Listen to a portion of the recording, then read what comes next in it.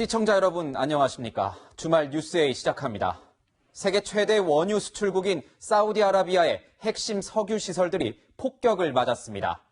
예멘 반군이 드론 10대로 공격을 한 건데 미국은 그 배후로 이란을 지목하고 있습니다. 네, 이번 공격으로 사우디 전체 산유량의 절반이 생산 차질을 빚게 됐는데 우리나라는 사우디에서 가장 많은 원유를 수입하고 있습니다. 먼저 유주은 기자가 보도합니다. 한밤중 굉음과 함께 거대한 불길이 치솟습니다. 하늘은 온통 시커먼 연기로 뒤덮였습니다. 세계 최대 원유 수출국 사우디아라비아의 핵심 석유 시설들이 화염에 휩싸인 겁니다. 현지 시간 어제 새벽 4시 원유를 정제하는 세계 최대 규모의 아브카이크 단지와 쿠라이스 유전 등 두 곳이 무인기의 공격을 받았습니다.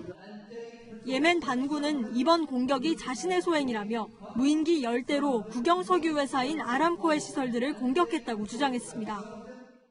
في الرد على جرائم العدوان وحصاره المستمر في الرد على جرائم العدوان وحصاره المستمر على بلدنا منذ 5 سنوات.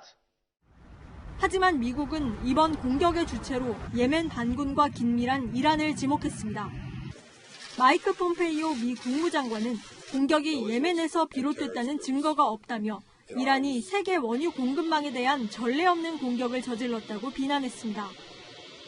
이런 가운데 예멘 반군이 공격 대상을 더욱 확대하겠다고 경고하면서 중동 일대를 둘러싼 긴장은 더욱 고조될 것으로 보입니다. 채널A 뉴스 유주은입니다. 네, 사우디는 드론 공격을 받은 두 곳의 가동을 당분간 중단한다고 밝혔습니다. 전문가들은 원유 생산에 심장마비를 일으켰다는 표현까지 쓰고 있습니다. 두바이유 기준 배럴당 $60 수준인 국제유가가 배럴당 5에서 $10까지 오를 수 있다는 전망도 나오는데요. 사우디산 원유 수입 비중이 높은 우리나라의 타격이 불가피해 보입니다. 이어서 김지환 기자입니다. 전문가들은 이번 무인기 공격이 사우디아라비아의 석유 생산 시스템에 심장마비를 일으켰다고 우려하고 있습니다. 사우디 정부도 하루 평균 570만 배럴의 원유 생산이 지장을 받게 됐다고 밝혔습니다. 사우디 전체 산유량의 절반이자 전 세계 원유 공급량의 5% 정도가 생산에 차질을 빚게 되는 겁니다. 일단 사우디 정부는 공격받은 석유시설 두 곳의 가동을 당분간 중단하고 비축된 원유를 보충하겠다는 계획입니다. 하지만 비축유로 메운다고 해도 수급 시장이 불안해지기 때문에 국제유가가 크게 영향을 받을 것이라는 우려가 나옵니다. 특히 한국을 포함한 아시아 국가들의 피해가 클 것이란 전망이 나옵니다. 가격이 좀 급등할 가능성이 높은 것 같아요.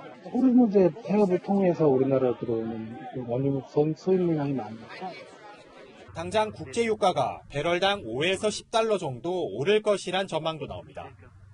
국제유가 상승 우려가 제기되자 트럼프 미국 대통령은 빈살만 사우디 왕세자와 통화하고 이번 결정을 지지한다고 밝혔습니다. 이어 미국은 국제 원유 시장의 안전 보장에 전념하고 있다고 강조했습니다. 채널A 뉴스 김시환입니다.